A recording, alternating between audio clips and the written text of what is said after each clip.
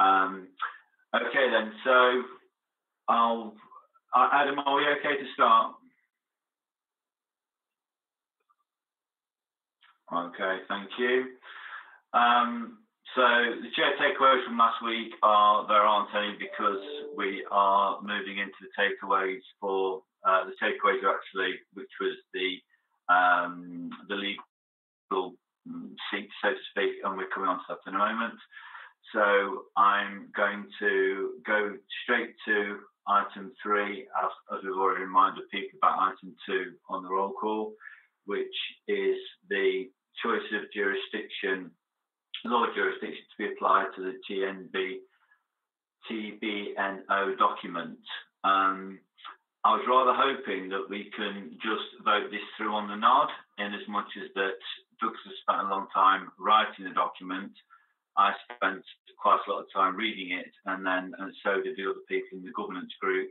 And then we spent a long time on the governance call on Monday debating it. And this is the recommendation that we've come to. If anybody wants to particularly debate it, I'm happy to debate it, but I would rather say that the recommendation of the group is to go for Roadtown, what's that, Taruga, British Virgin Islands, to be set as the legal seat. Unless anybody's got any deep knowledge of or some legal precedent that they feel is pressing that the governance group didn't come to, then I'd like to put that in the chat and go for a vote straight away on that, and not say waste any more time, but take any more time up of the meeting. Has anyone got any objections? Does anybody want to say their piece?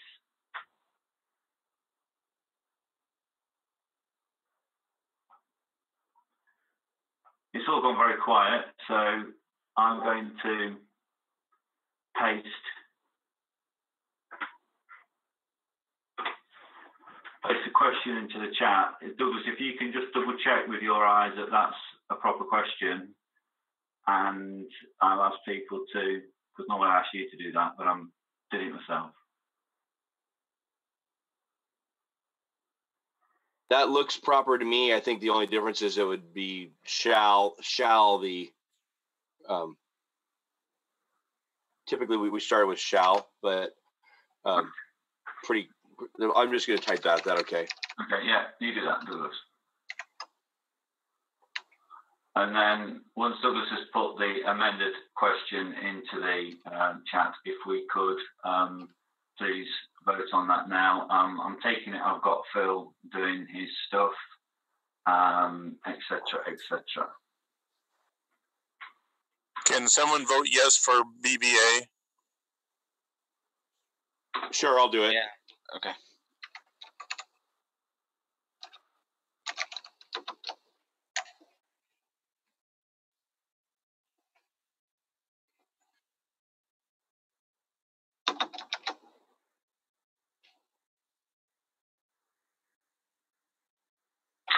Okay, while they're going in, and hopefully Adam will be able to do his results summary at some time in the chat as well. We shall I'll just introduce the next section, which is section B, which is the proposed amendments to Telos governance documents. It's proposed that we take some brief time going through these in this meeting and vote on them next meeting. Again, this was discussed in the governance meeting for a few hours yesterday, and the details have been poured over. Douglas, would you like to, I have put a link to the document on there as well if anybody wants to have a look at it. Do you want to take over on this one for a moment, Douglas? Sure. Thank you, Jim. Let me pull up the document and share it. The idea here, and this I will just sort of blast through this if that's okay, because I don't want to go through it in total here. But the goal is to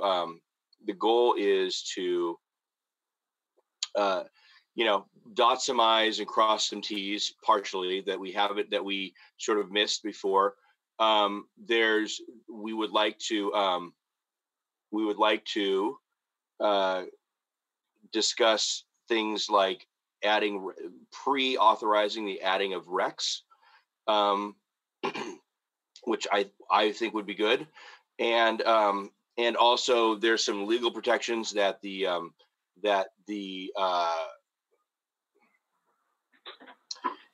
arbitrators wanted that I think actually some of those would apply very well to ourselves. It's been mentioned to me that there may be whether there's any real liability or not, we may be setting ourselves up if we don't protect ourselves, as if we make a worldwide network with basically very weak legal protections for ourselves as the group starting this. So that is tackled as well. So this first group is they're basically in three groups based on what we're trying to do.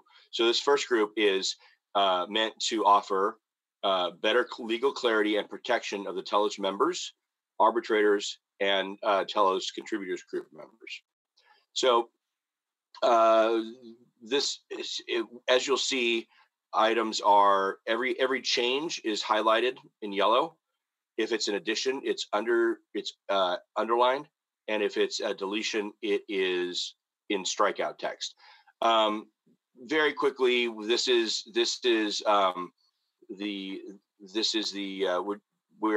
incorporating the governance documents a little more strongly, and initially on suggestion of some legal people.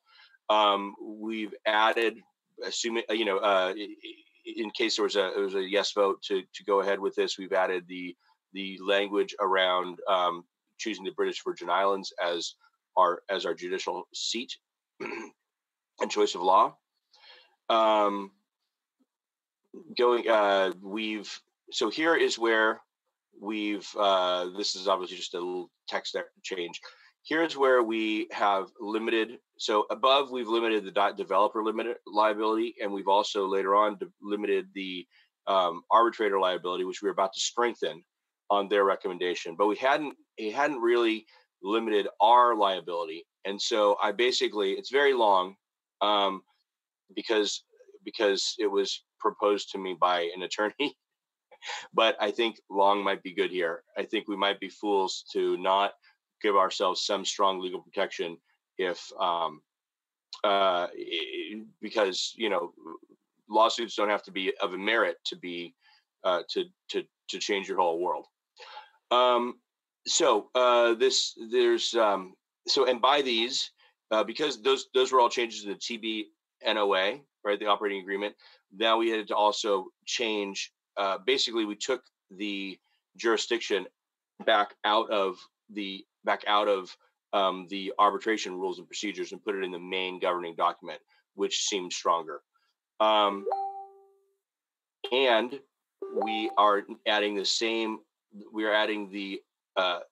additional protections to the arbitrators. That's the point of these. I encourage everybody to read through them on their own. There are some good comments we can discuss in channel.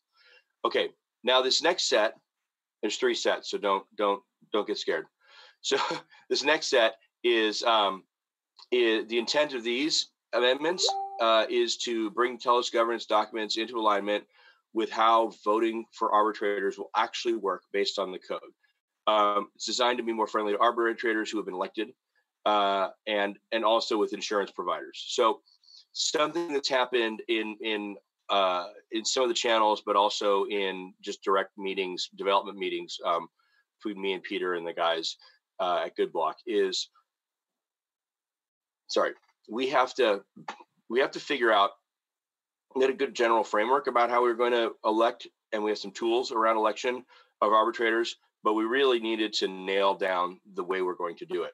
And this process describes in code how it will actually be done. Essentially, we will elect them for a term, and we can discuss what that term is. It's proposed that the term is 3 years. If we continuously elect arbitrators the way we continuously elect block producers, that's going to be a real problem, both for the process of insuring them, because it doesn't move that quickly, and they're not going to like that. And also for the process of getting arbitrators on board. I think for the foreseeable future, getting arbitrators on board is of quality and who can then learn all the things about us is going to be a problem. So I would like to grant them a term, just as they would probably have as a judge or something. So we can discuss that. We can discuss if that's the right what that would be. And so there will be regular periodic elections as new people come on board as arbitrator candidates. We have suggested quarterly. It could be twice a year, once a year, every 2 months. I think quarterly seemed like a good middle ground, but that's something we could discuss this week. So, and the voting, since we can only vote yes, no, or abstain on any of these issues, essentially we're going to take arbitrators who get the most net yes votes. They have to be that net yes votes minus no votes have to reach over some threshold. Currently, the threshold is 20,000 telos worth of votes. That may be the right number, may be wrong. That's a number we should discuss. But that is to ensure that somebody doesn't go again, get one yes vote and then be an arbitrator. And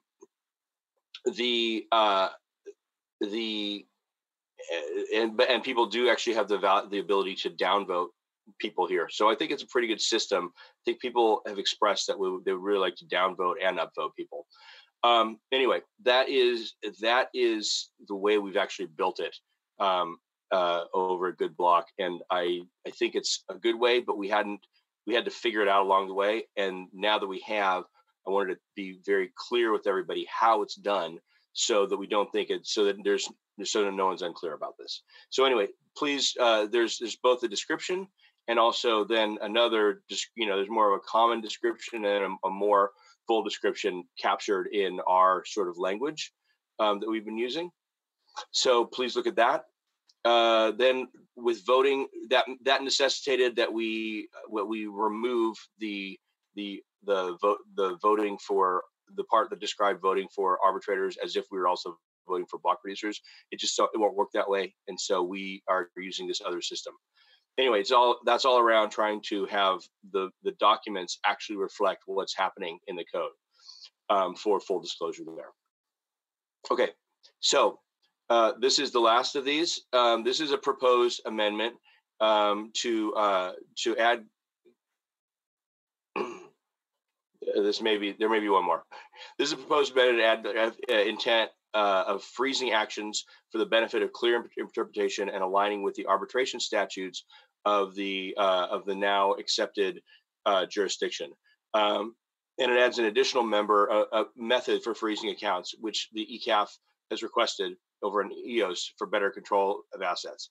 Essentially, they have. So what we're doing now, our governance documents allow us to put something onto a blacklist. We have, and being part of that blacklist is a minimum requirement for a block producer. However, we have an additional exploit there in that if anyone doesn't, since we have, EOS maybe has 21 to 23 or 4, block producers that you really ever need to worry about because there's low changing, low cycling, right? But we have total cycling every week, every 5 days. So if any of the 51 don't adopt it, then transactions can go through. So recently, the ECAF requested strongly to the EOS block producers a change that instead of just adding to a key, instead of just adding a frozen account to a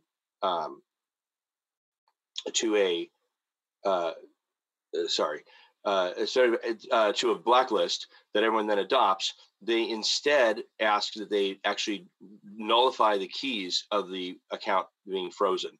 That means that once that's done, there doesn't have to be any compliance with the blacklist because nothing will happen. And then once the arbitration case is over, the keys can be re-added. So this simply adds that as an option that arbitrators can request instead of the blacklist in their freezing. And if we think that's a good idea, I think it is to allow that option, then we need language to allow it.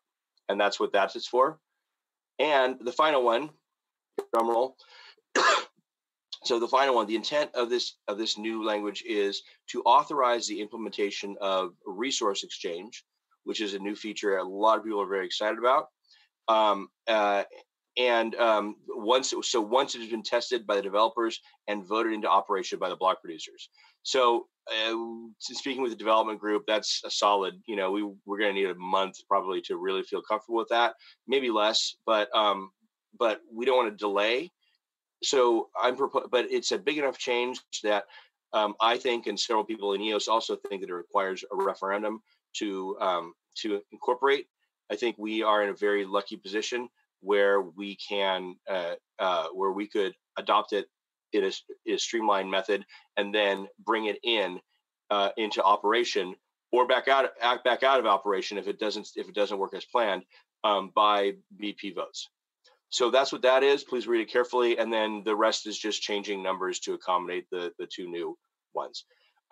So I'm going to unshare my screen. Thanks everybody for listening. And that's something we should discuss offline in channels, but I just want to make sure everyone's aware of it and wanted to give you the heads up on that. Thank you. Okay, thank you very much. So what we're proposing is, or the government's group is proposing, is that on Friday's call, because our next call is Friday, is that we will vote on this hopefully in the same manner as we have done on the judicial vote.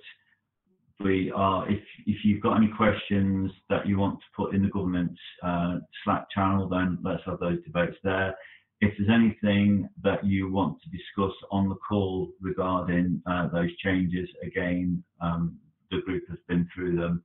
So let's try and get those things done as quickly as we possibly can. If you've got any questions, I'm sure Douglas will answer them, or myself or Adam as well. Okay then, so we're going to move on to section 4, which is the voting on the Telos improvement proposals. If you remember, we've adopted a system whereby a proposal needs to have a few days or one meeting cycle to soak in the group before we move on. Before we take a vote on the tip, to give the community time to have a look at what's going on with the tip.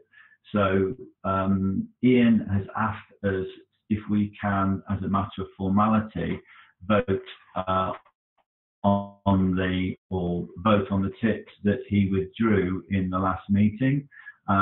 So just as formality, because I believe Ian's going to come back and readdress some of those issues once that's been voted down, so to speak.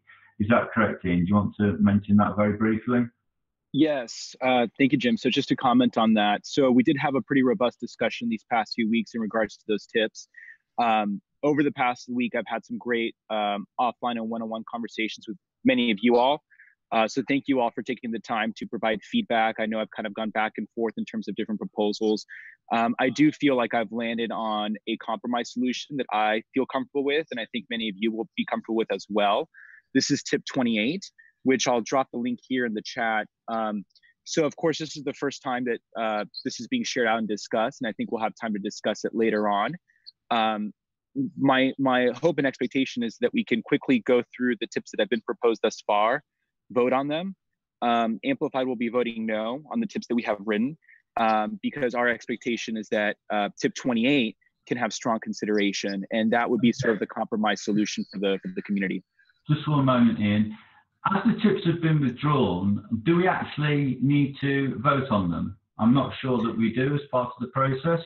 Well, again, as a matter of formality, I think it would be useful just to go ahead and clear them off the slate. Okay then, so what I'm going to do is I'm going to put the question to vote down to vote the tips in the chat. Don't we need somebody to call for a vote and second it? So I'll call for a vote on the withdrawn tips from the previous meeting.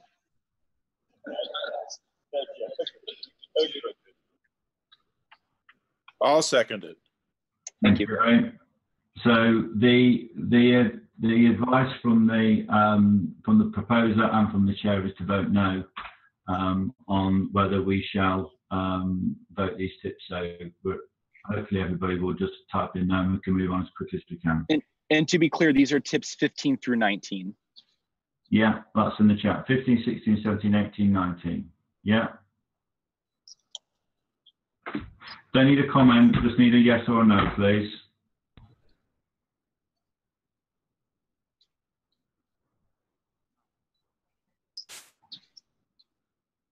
Isn't the proper process to vote on them one by one? Rob, I really have not got the strength to vote on a one by one. They have been withdrawn I'm just by. curious because we've never voted on like 5 at once and one consolidated. But it's I mean, fine. we could do it one by one really quick. Well, I think the question is, I mean, that makes sense if anybody wants to argue for any one of them. If they've already been withdrawn, I don't even know why Right. we're So why JT, we're talking about it. Just to be clear, withdrawal doesn't mean that we're killing the tip. If that were the case, I would have let them be voted last week. Withdrawal just means that we're withdrawing it from consideration at the time. So I think just to clear it from the docket, they need to be resolved, whether it be yes or no. That was the rationale here. I think for future I understand reference, that. Something can be withdrawn and then never come to a vote, and life goes on. Is my life's too short. Can we move on? Robert's Rules of Order. As far as I can see, the tips have been voted down. Apologies, Rob, if we didn't do it separately. No, I don't mind. I'm just saying we were breaking character. Yeah, I appreciate that. But as a chair, I decided that I was calling that out. to try and spend a little bit of time to move us through as quickly as we could. But I do appreciate that. But we have got a minor procedure there. And they were very similar, and Ian was happy for us to do them all at the same time. So I took the author's advice as well. So in which case, can we move on to tip 23, because tip 23 is the one that we are able to vote on today as it was proposed at the last meeting. Douglas. Can I suggest, having looked at tip 28 now, there is some crossover from tip 23, and do we need to, can we give, maybe we should give Adam, just as I described the other thing, give the Adam 2 minutes to discuss just maybe the 5 things that it actually does, because we're going to be voting others coming up, and I think we should just be clear on what those are. Is that fair? Well, just what I'm trying to get some sort of order to this tips process. Okay, I withdraw it. Thank you. You withdraw it. Okay, thank you very much. Can we then move on to the next section, which is the working groups. So we haven't had much chance to get feedback from the working groups because we've been dealing with the governance documents, which have obviously been very important. And also, we've been dealing with the tips, which we are going to continue to deal with. And we do have the extra day or the extra meeting on Friday to deal with those as well. So can we move to arbitration, please, which is the first one? Yeah. Douglas, do you want to take that? Yes, I would, but I believe I see that voting on tip 23 is also on the docket, and we passed that one. Sorry, I thought you said you withdrawn it, Douglas. Oh no, I withdrew. I apologize. I withdrew the suggestion that we hear Ian's text. Yeah, well, we can't hear Ian's text at the moment because tip 28 is not actually on the agenda. But indeed, that's what I withdrew. I withdrew that question. I did not withdraw tip 23. I assume that you've withdrawn tip 23, so I'm quite happy for you to discuss tip 23 and for that to go to a vote if that's what the meeting wishes to do. Yes, please. Just to clarify, to remind everyone, this has actually been a concept we've been talking about for over a month in various channels on Slack. And following the vote last week on the other tips, I decided to formalize it. It is a very limited 1 year schedule of increased inflation for the block producers alone, intended to bring more stability during the early times when the Telus price is, has not yet been discovered and is not yet stable, to ensure that all block producers and standby block producers can receive an amount of income that is closer to what's likely to be needed. There are calculations in it. I'm not going to run over everything, but it basically makes block producing viable if we along a schedule of 4-month periods. So there's 4 months. The initial 4 months, the schedule will be 4% inflation. The next 4 months, the schedule will be 3% inflation. The next 4 months, the schedule will be 2% inflation, so that by the end of the year, we will be back on our proposed and agreed 1% ongoing inflation.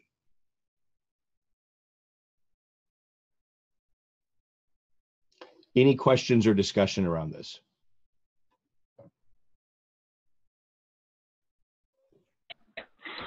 So this was been in the community for over the weekend, and we've been discussing on Slack. With the procedure, we should move to a vote now, unless anybody has got anything they would like to say or contribute. I'll make a quick. Jerry. I'll call for the question.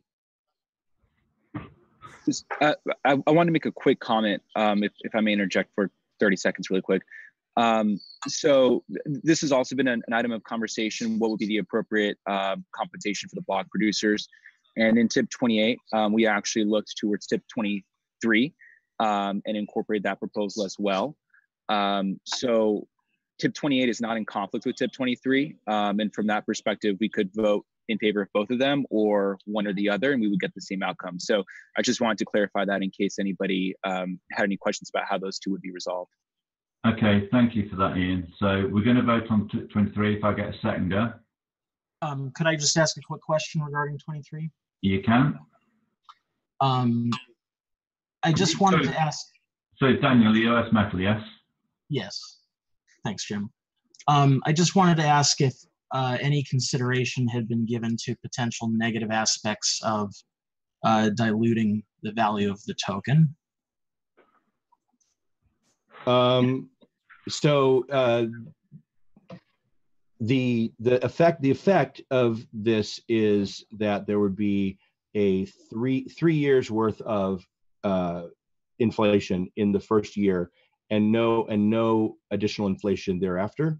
So the amount, I actually figured out the amount, but it's not an ongoing dilution. It's a one-time dilution, as if 3 years of work had been performed in the first year. I don't think that has a large dilution. So the total amount then of inflation in year one, instead of being 2.5%, would be 4.5%. And then from then on, it would go back to 2.5%. I don't think that has a significant it does. I don't think that's significant around inflation, in my opinion. Daniel, may I ask you a question? And this would be for the whole group as well. So the inflation schedule that's being proposed here in tip 23 is that in the first 4 months, the block producers would get 4% inflation. For months 5 through 8, it would be 3% inflation. And then 9 through 12, it would be 2% inflation. And then thereafter, in perpetuity, it would just be 1% inflation that goes out to the block producers. Are these numbers that you guys feel comfortable with, or do you think the target's maybe too aggressive or not aggressive enough? I'd love to just sort of get broader input around that, since at least 28 is following the same schedule. This comes out to 3 years, right? We're basically jamming 3 years worth of inflation into one, approximately. That is correct. Yes, but it's stepped down so that there's less of a cliff. Well, I mean, the reason I asked about dilution is that there will be some ultimate effect, even if generally the group considers it minimal. And that's always my concern. I mean, that was my concern with 13 through 19. So I can't very well, you know, have that concern for one and not the other. I just wanted to see if you guys had given much consideration. It is a concern. I mean, I'm glad you raise it. I think it is something we should be concerned about. The offsetting concern for me is the worry that if due to early low prices of the Telos, block producing becomes economically unfeasible for some or many of the block producers. Well, that would threaten network security. So those are in conflict, and I think that the latter one is more important than the former, as long as it's in a limited amount of time and a clear schedule to everyone. So, but you're right, there is a value judgment being made there. I certainly understand those concerns, but there were a couple of really important points made. I can't recall if it was last week or the week before, that I think bear repeating, and that's that we're issuing a potential ruling here when we have no idea yet what the token value is going to be.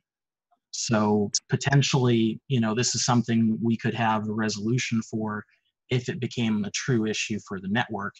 Rather, we're assuming that it is going to be an issue and we're ruling on it before any market price has been established. The other thing I'm concerned about is that this could send a signal to the market that we think it's going to be a lower value, and therefore we're making this ruling. We may inadvertently set that low value, while at the same time, although a much smaller degree, diluting the token price. So those are my concerns I just wanted to raise. Daniel, may I provide a quick comment and then also ask you a question? So the comment would be, I do agree with you and I acknowledge that we don't know precisely how the token is going to be performing immediately after launch and through the first year. And so I think part of the reason to front load the inflation schedule is so that we are well positioned to respond to an adverse price reaction. So if the token price performs very well, then the block producers are making quite a bit of money. And quite frankly, I'd be okay with that. But if the token does not perform well, at least the block producers have a good chance of being break even so they can continue to support the network. Because if they're actually having to operate at a loss, then we're going to lose block producers and the whole question might be jeopardized. So I would rather err on the side of caution and be than risk not running a profitable block production operation. The question I have for you is, are you opposed entirely to adjusting the inflation schedule as it's currently written? Or do you acknowledge that it might be appropriate to make some adjustment, but you're concerned with the specific numbers? I would rather not touch the inflation schedule at all, my personal opinion, unless there's a need presented and we can take it to referendum and say this is for the security of the network. And I'd rather let the market decide that. As I said, I acknowledge the concerns about finances. We're a block producer that has costs as well.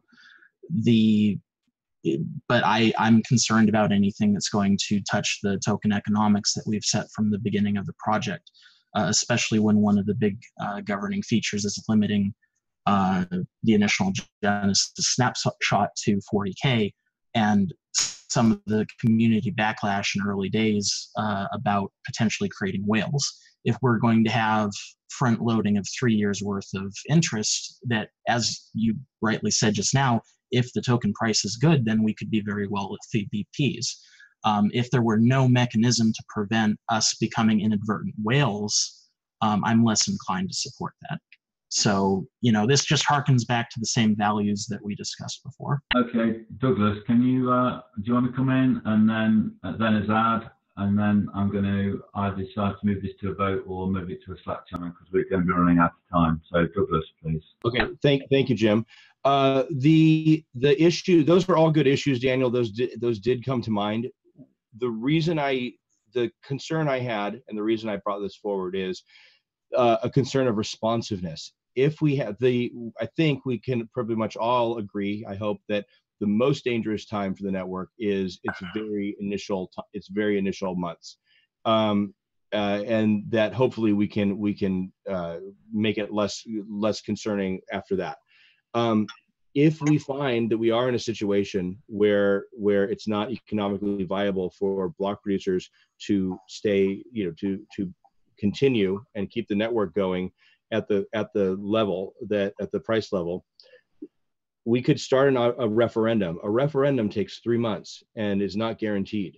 And so we would have a minimum, if this started a month after or 2 weeks after, there'd be a minimum of 4 months of people on block producing. And I feel like at a loss. And I feel like we would lose a lot of people, and it would be insecure. If on the other hand, if we have the scenario where the token is where the token is doing very well, like we hope, we can have a referendum and after a month or two and to stop it, to go back to 1%. And I think that contrasting the negatives of each of those, it's much worse to have a lot of people having to continue to operate at a loss. What'll happen is most people will drop out, sort of daring other people to stay on, right? If we do that at a sustained loss. So I think it would be better to just look at bringing it back to 1% if we in fact are giving our block producers a windfall. That's why I suggested we start with the additional inflation and then potentially remove it rather than the other way around. So that's just the logic behind that. Okay, Zad.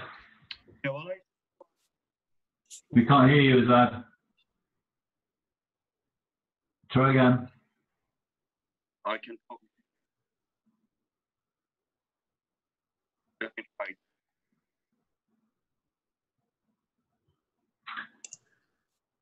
Can you hear me now? No, sorry. Can you still hear me? You're getting better. Is that better? Okay. Try now. Okay. Can you hear me now? Just, yeah.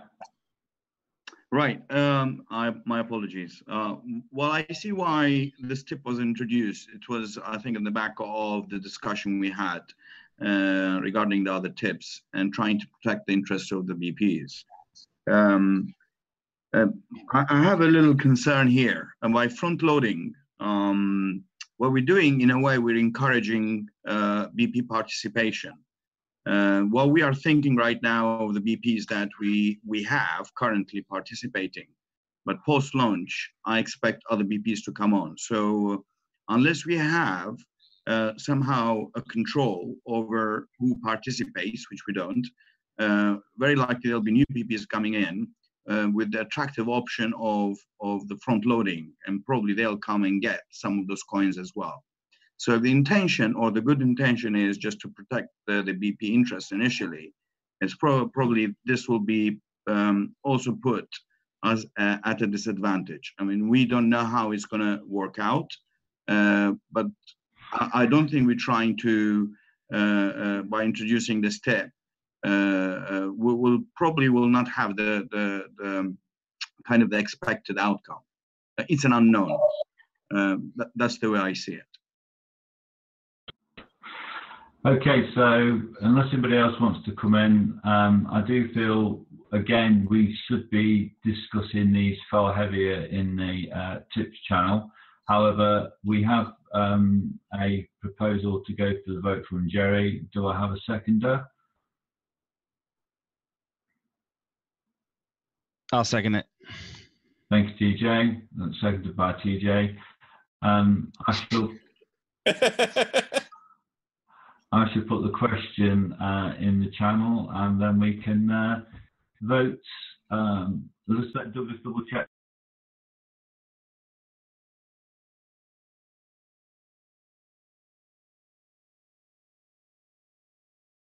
Jim, you're muted, mate. We can't hear you. Sorry, you happy with that, Douglas? That looks good to me. I can paste it in if you'd like. No, I've pasted it in. Oh, excellent. Yeah. Okay, if you want to vote then, guys, please. Thank you.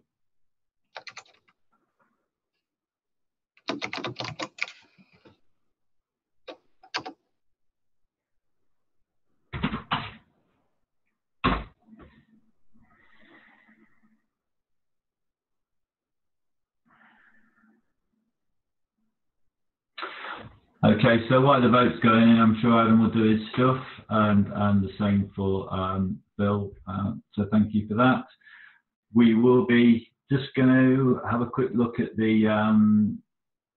We're going to go through the chairs, and if people would like to comment on the work that's been done so far on the chairs. The first one we've got is arbitration and Douglas.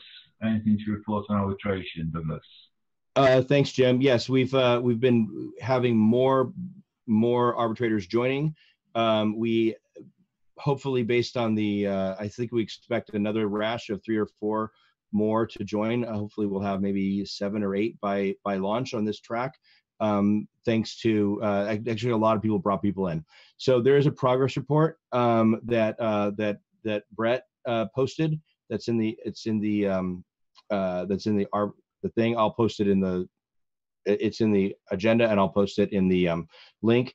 And then we are proposed additional language for protection, which we think is going to be the final step for getting arbitrators to come on board. And that's our report. Thank you.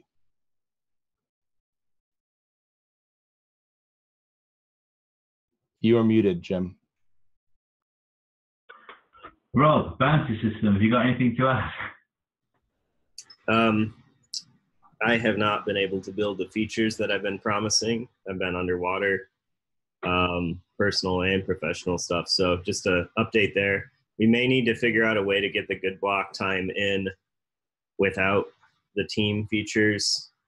I know that's like the big blocker right now, and everyone's curious where that's going to go. So I'm happy to work with James on that.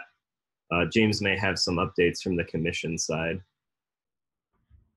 Yeah, I just wanted to say that we're already planning on getting the good block time in. We'll start today and start figuring it out.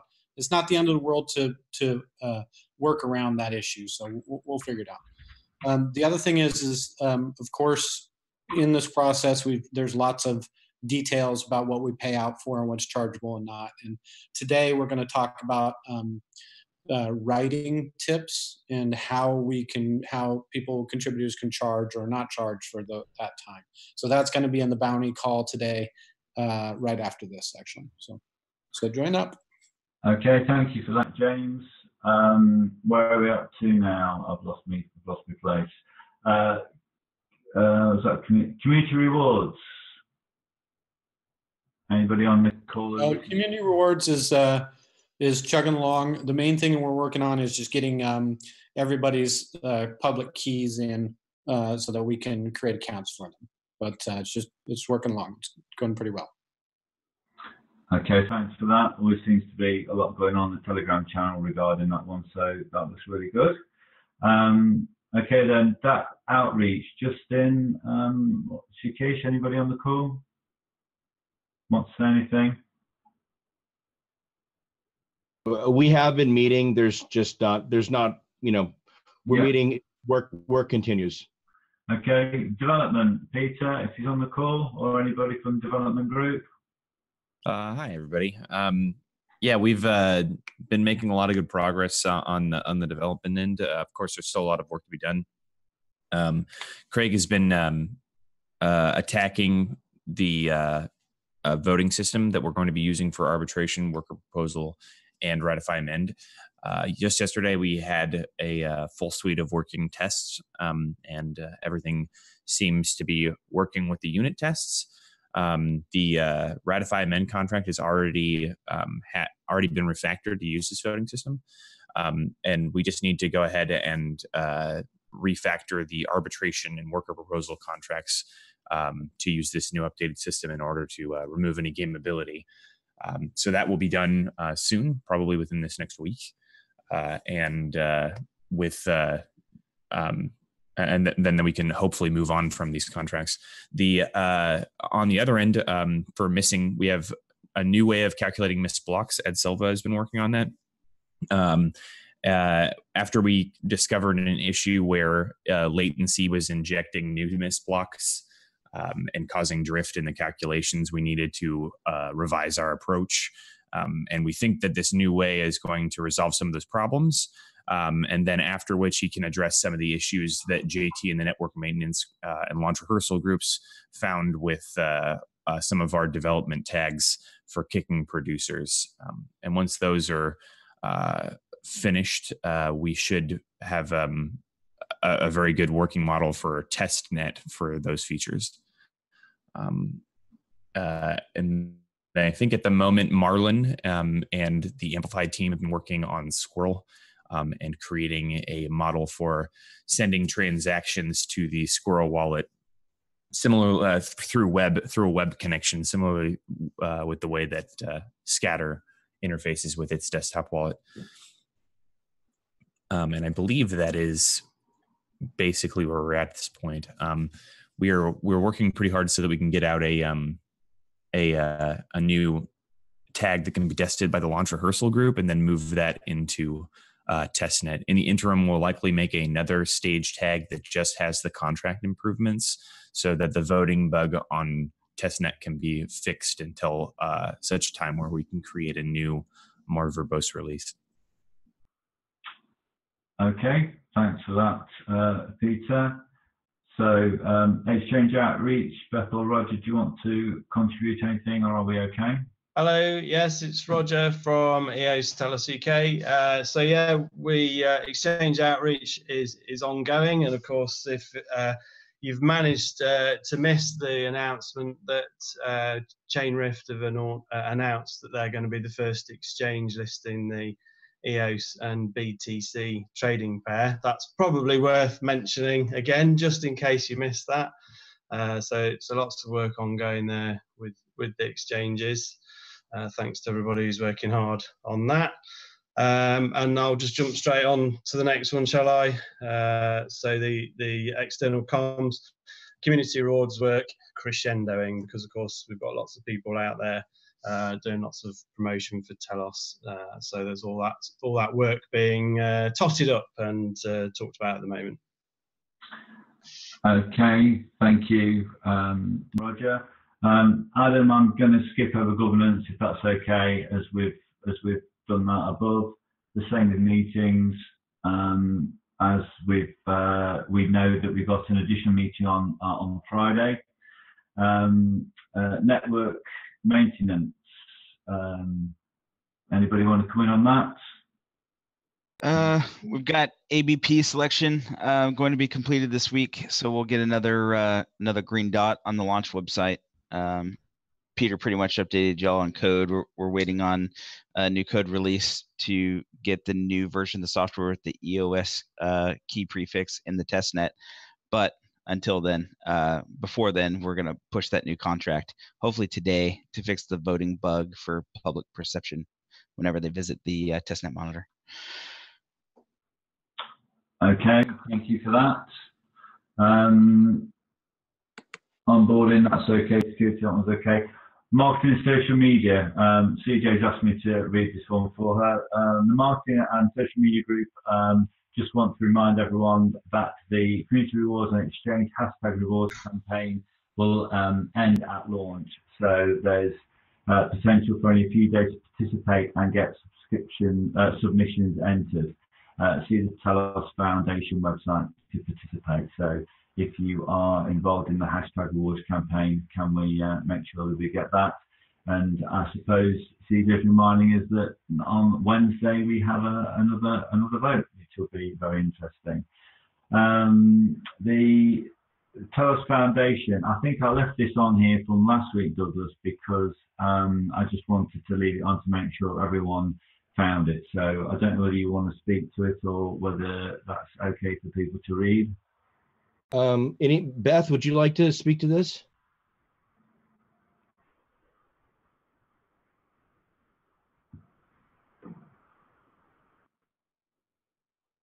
Beth? So with what we're doing, so there are board nominations. I believe we have at least 18 board nominations right now. Please make sure you have all your bios in to hello@Telus Foundation. And if you want to look at who's up for voting there, it's the telusfoundation.io/foundation. Sometimes it's a little hard to find because this is the bottom of the web of the menu. there's nothing really else to discuss at the moment. Beth? I've got sorry, Douglas, I have a bad headset. So can people hear me okay? I grabbed the wrong one today. Yeah. Yes. Okay, then I will speak. Just one quick thing I can add too is there's a lot of, we've talked about this briefly, there's a lot of responsibility with the board and the foundation. And we've been working really hard for a few weeks to put a little structure around that. And hopefully shortly we'll have something that kind of lays out what the different board responsibilities are so everybody can kind of understand what the expectations are. That we'll be sharing in the Slack channel. Okay, thank you for that, Beth. Translations, anybody want to come in on that? Are we okay with that? I'll make a quick comment there, sorry. So the Amplified team is working on translating core documents into Romanian, and we hope to get that out within the next week and a half to 2 weeks or so. Thank you for that, Ian. Yes, Jim, can I say something about REM? Yeah, please. Yes, this is Jan, the interim REM director, not speaking on behalf of the GEOS for this. This week we have put on Medium a position paper to inform the community, but also prospective speculators, what we intend to do if prices are driven up too much. I'm putting the link in the chat now. If anyone has feedback, we would very much appreciate it. The other thing I'd like to mention, but maybe it's later on in the agenda, we've also put another tip in, and that deals with exactly what resources will the RAM administration get, and will they be able to trade RAM before launch or buy RAM before launch or not. That's the update. Okay, thanks for that. So have you put the tip in the tips channel as well? No, I haven't. Thank you for reminding me.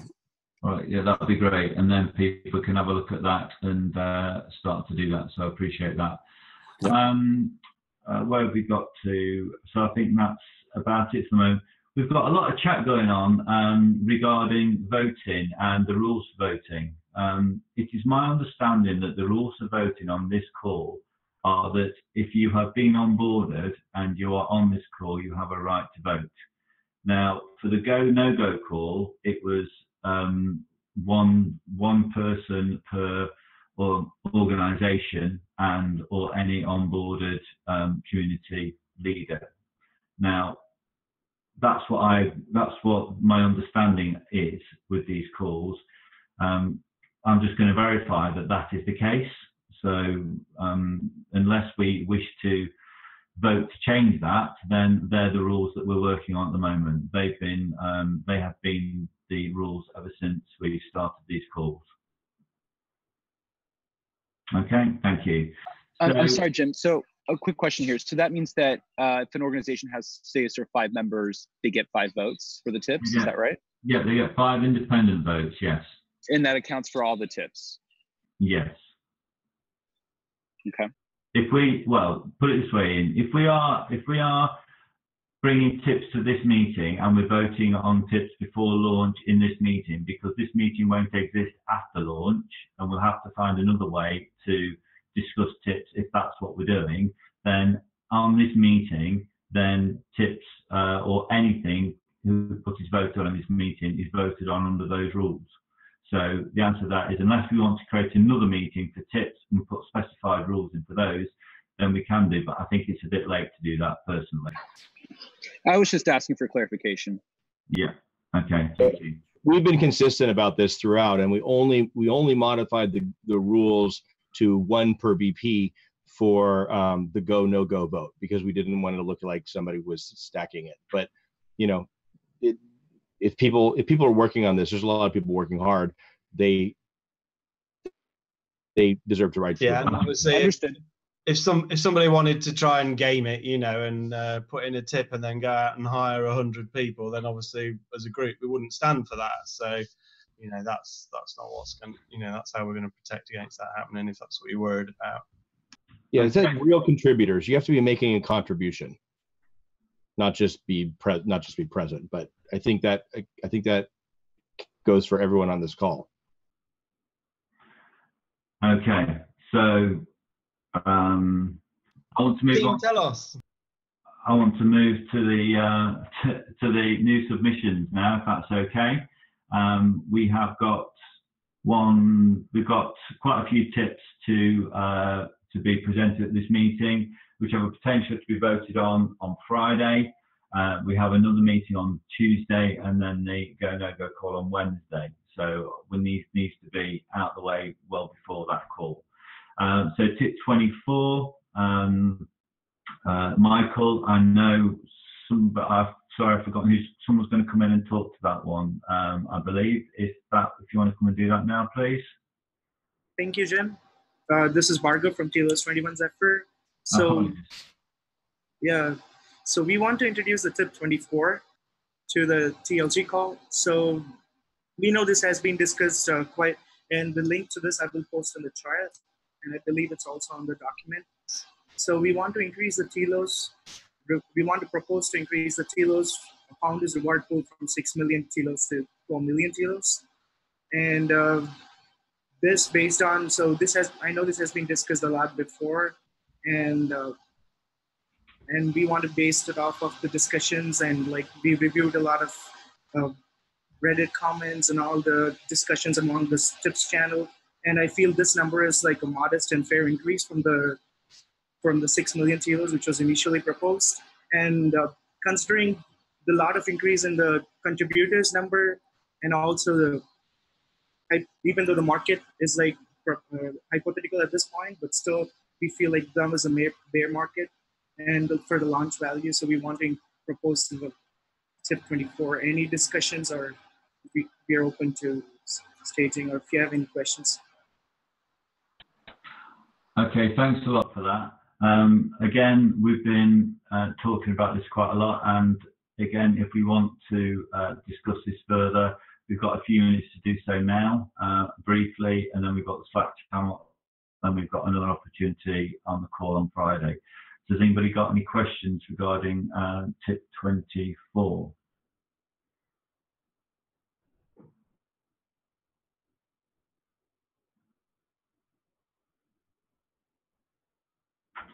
Okay then, thank you for that. That one's now can be voted on Friday, so I appreciate that. We've now got tip 25, which I believe is Douglas. If you want to talk to that tip, please.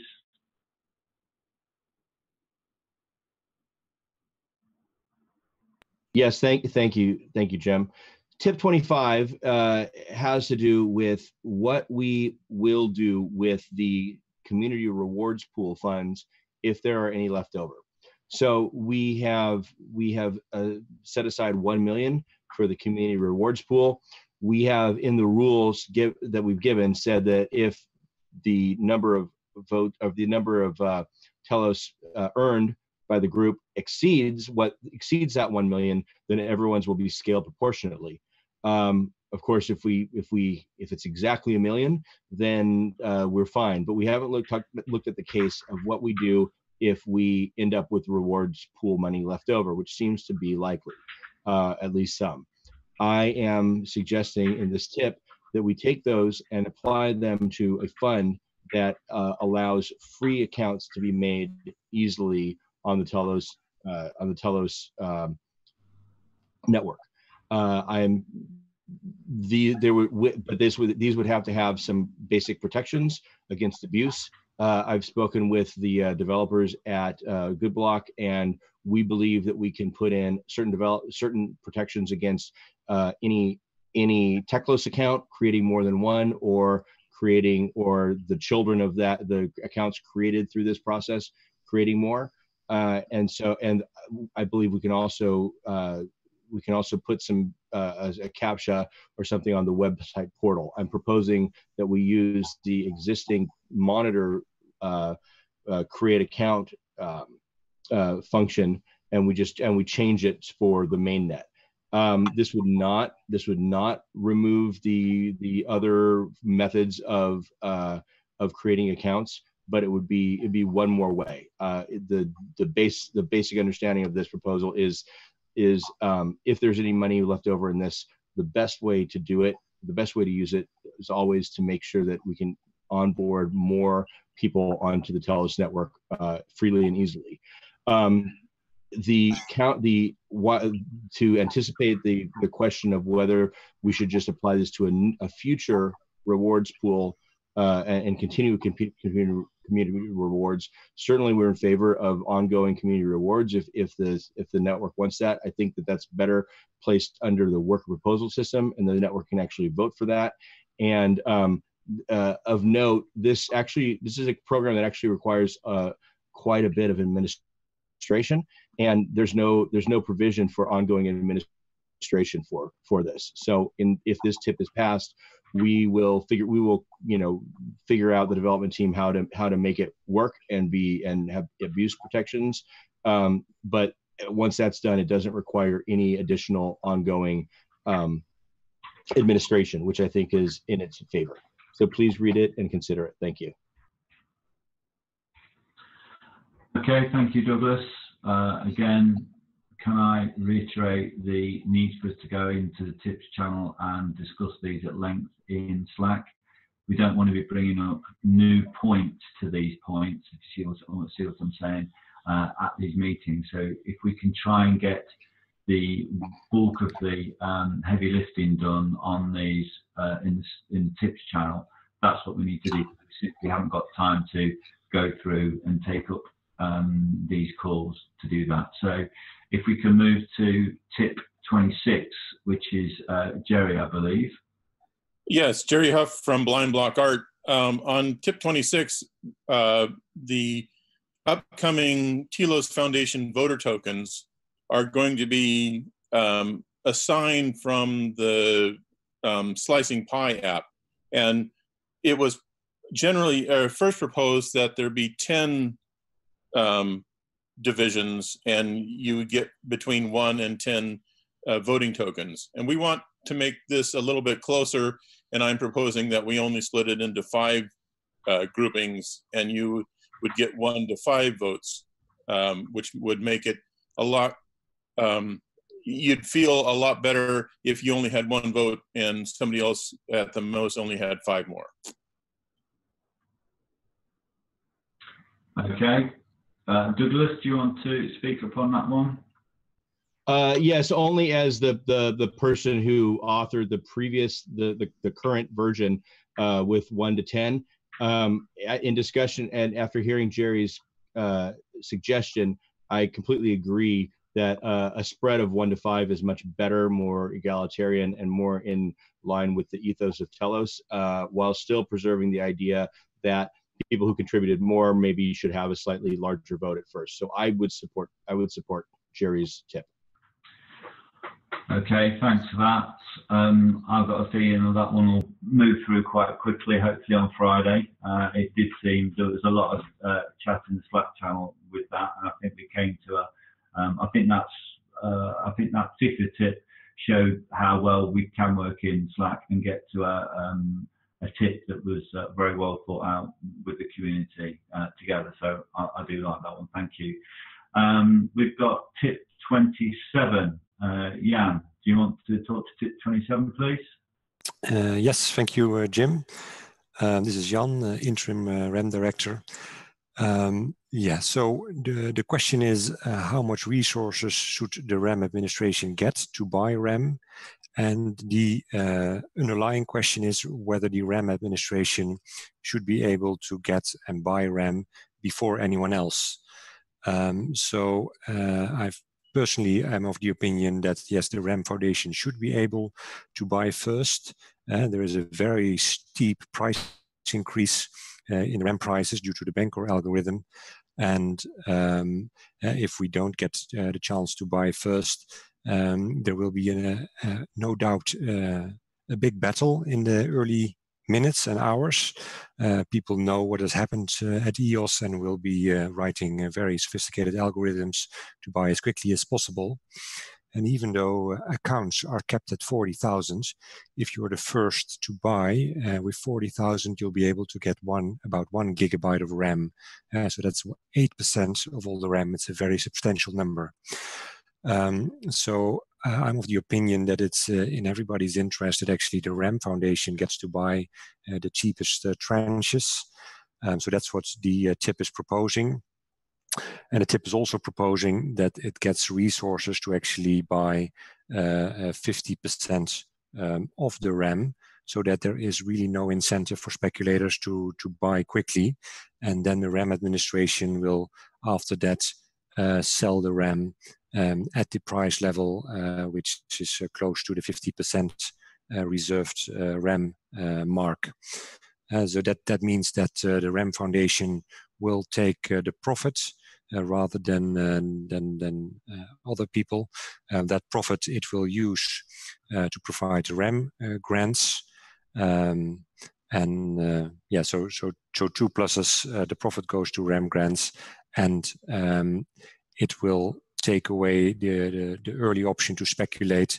And I think that will be very helpful to also set a mark, and from there on regulate things while things are already much more quiet, rather than just leaving it up to creating a big speculation and then trying to cool it down from that point onwards.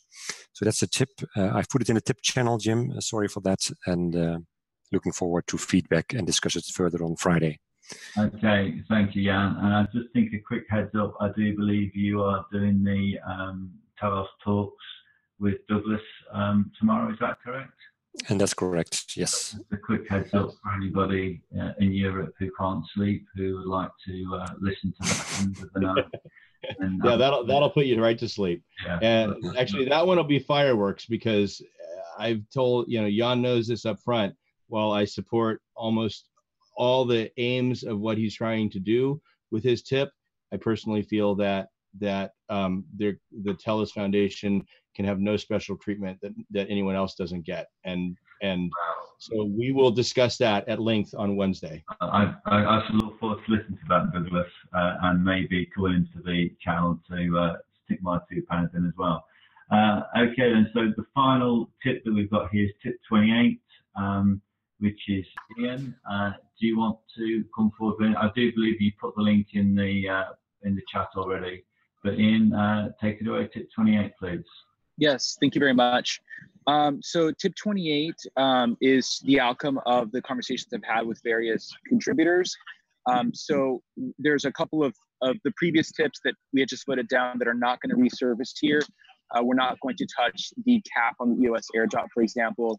We've also backed away from the idea of having a giveaway pool.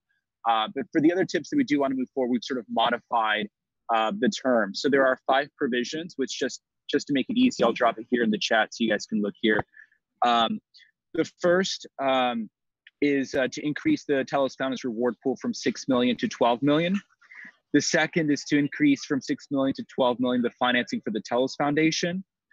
The third is to capitalize the worker proposal fund with 1 million as opposed to 10 upon launch. The fourth is front-loading the inflation schedule along the same lines of tip 23, which actually exactly the same lines as tip 23, which was just passed. So this would not be in conflict with that. And the fifth here is the expiration date. So exchanges would have 1 year in order to claim tokens from the reserve fund. I'll make a really quick point here. When I first distributed the survey to get initial feedback on the tips, this one was far and away the most popular suggestion. In fact, nearly 80% of everybody was in support of provision 5. I do know that people have legitimate concerns about sort of the optics of denying exchanges their tokens because they can't comply with this 1 year deadline. What I would say to that is we could always change and relax that rule if we need to in the future. But I think having a 1 year rule to really kind of put in place a sense of urgency for exchanges to begin to list the tokens would be very advantageous. And if there seems to be a legitimate need to adjust that, we could do so in the future. So I think it's just a smart position to put ourselves in and doesn't, obligate us to necessarily uphold to that if there's legitimate need to change it.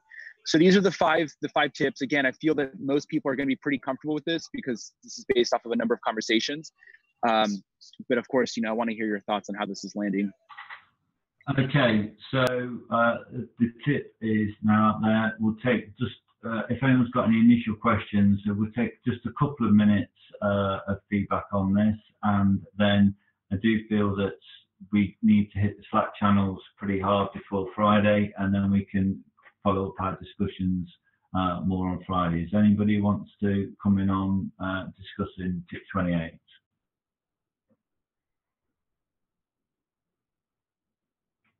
Yeah, Douglas? I just want to understand what our process is, if we can, during the debate period, discuss discuss modifications of any of these terms. In earlier discussions, we did. I think it'd be good to be able to propose modifications. For example, there may be some people who can feel that they can vote for much of this, but may have like one or two sticking points that could be, negotiated through debate. So are these open? I know last time we discussed the tips that were withdrawn.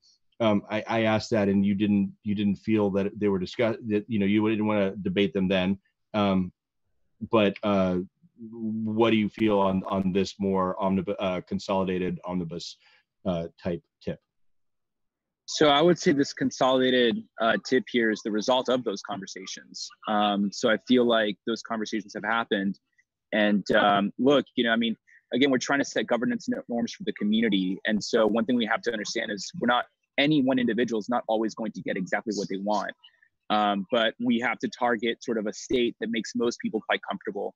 And based on the conversations that I've been having, I think that this is a very healthy compromise for the network. And I'd like to put it forward as it currently stands.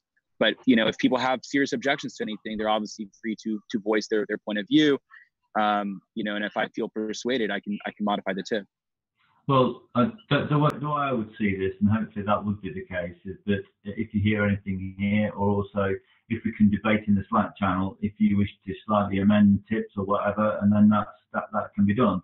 And that's all part of the process, that we can listen to each other and amend what we're saying. So hopefully that will be a process that we can all be part of. But again, I do feel that we need to be doing that off these calls, as we can't come to a consensus on these calls when it comes to everything in one go.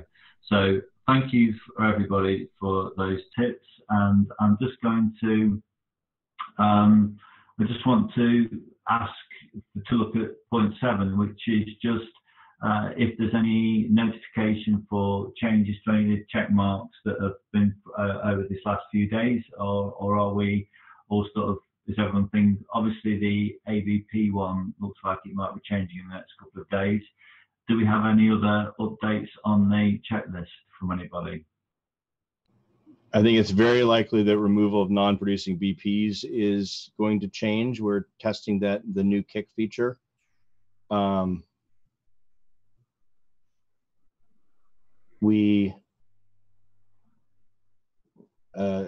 Peter mentioned that the contracts are being refactored, and once tested, it's possible they could go to green.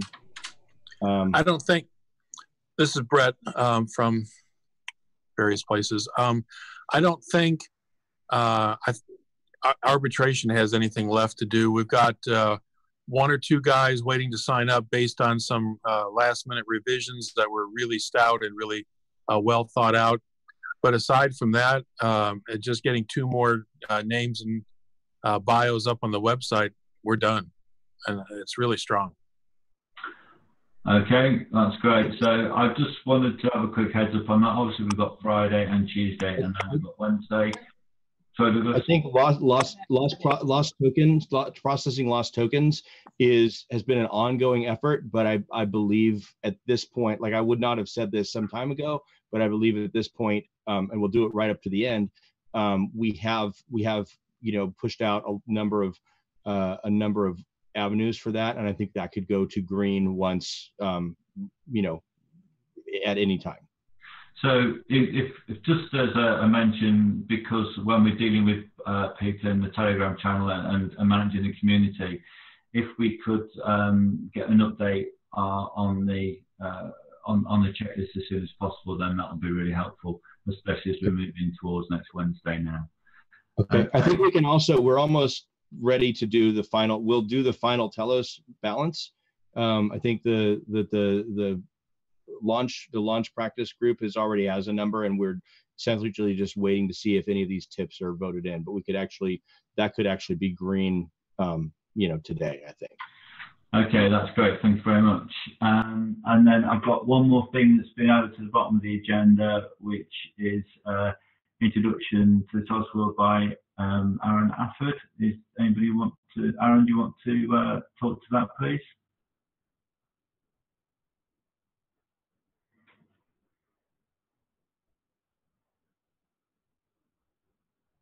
I'm not getting anything, so I'm going to have to move on. Apologies if you wanted to say something. So, okay.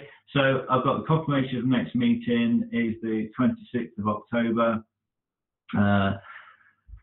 Same back time, same back channel, I suppose. And yeah, we can carry on. So Friday, same time, same place. Can you guys hear me? Do this all again. Oh, Aaron, yeah. Oh, my apologies. I was having trouble with my microphone for a moment. Tell me about it. Well, okay, so right. So I'm the public relations coordinator with 21 Zephyr, and we wanted to quickly bring up our new virtual Telos conference, Telos World 2018. We've been discussing this on some of the Slack channels, and we've been excited by a lot of the enthusiastic responses from many of you. To those already participating in those discussions, thank you so much for your participation and your positive support for our conference. This will be a free conference. All you'll need to do is register. We really want to work with the community on this project, and we think it's a good opportunity to kind of gather the community together and have these educational discussions. We're thinking a one-day, 6-hour conference on the Crowdcast platform, but we also would be fine with looking at other options, a 2-day, 12-hour conference, or using different platforms like wonderstream.net, whatever the consensus ends up being on what would the best platform to be. Any ideas and feedback would be greatly appreciated. You can join the Telos World Slack channel that we created. We'll be conducting some polls that will touch on things like the length of sessions, topics, the format, among other things. So please join the Slack channel and offer your feedback. We really want to make this conference a big win for the Telos community. Well, that's fantastic. Thank you for that. I'm sure that we're all very appreciative of that, and we're going to have to get our heads around that. I'm sure that either on Friday or on Tuesday, it might be worth revisiting the work that we're doing there and getting some things sorted out on it. So I think that's worth revisiting. It's clearly going to be very beneficial to us and to the community. So that's fantastic. So has anybody, I think I'm going to... Jim, can I just jump in with something?